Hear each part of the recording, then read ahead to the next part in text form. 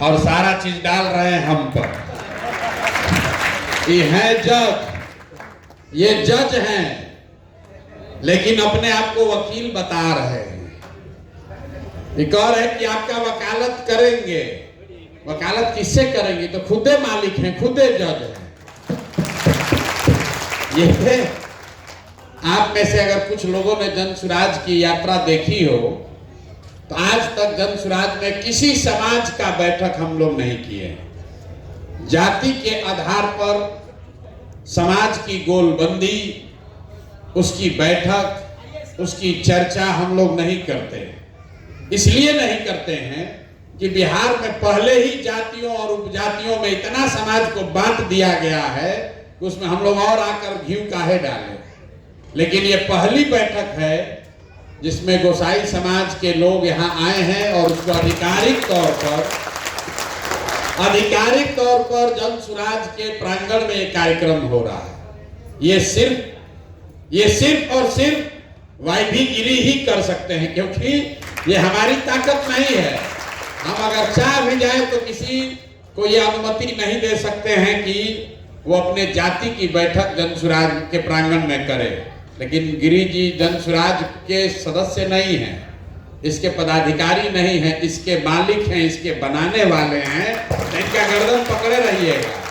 अगर भागीदारी नहीं मिला तो दोस्त प्रशांत किशोर का नहीं है, वाईभी गिरी का है। ये जो है अपना कंदी काट के निकलना चाह रहे हैं।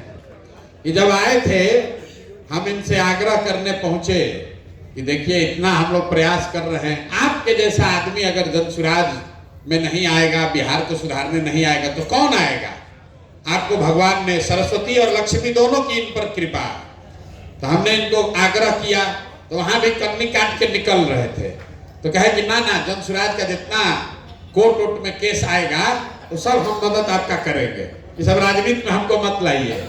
लेकिन फिर इन्होंने विचार विमर्श किया और इनके परिवारजनों का भी बहुत सहयोग रहा, जिन्होंने कहा कि नहीं, आपको समाज के लिए, बिहार के लिए, जन सुराज के लिए जुड़ना चाहिए, कुछ काम करना चाहिए।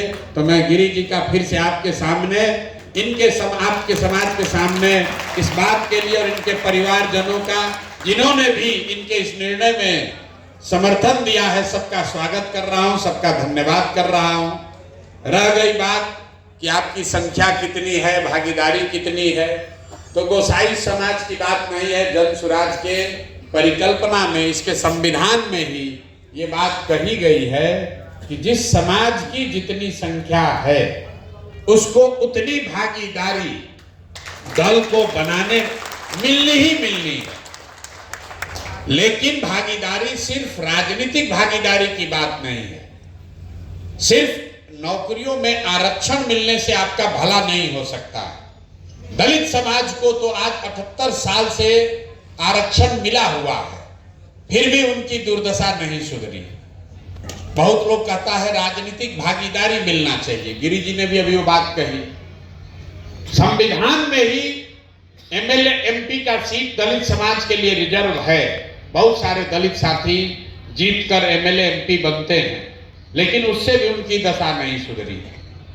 तो हम लोग की जन सुराज की जो सोच है कि आरक्षण तो होना ही चाहिए, आरक्षण होना चाहिए, संख्या के हिसाब से राजनीतिक भागीदारी भी मिलनी चाहिए। लेकिन इन दोनों के साथ साथ जब तक आपको शिक्षा में भागीदारी नहीं मिलेगी, जब तक आपको भूमि के बंटवारे में भागीदारी नहीं मिलेगी, जब तक आपको पूंजी के वितरण में भागीदारी नहीं मिलेगी, तब तक आप समाज में समता मूलक होने का दावा नहीं कर सकते।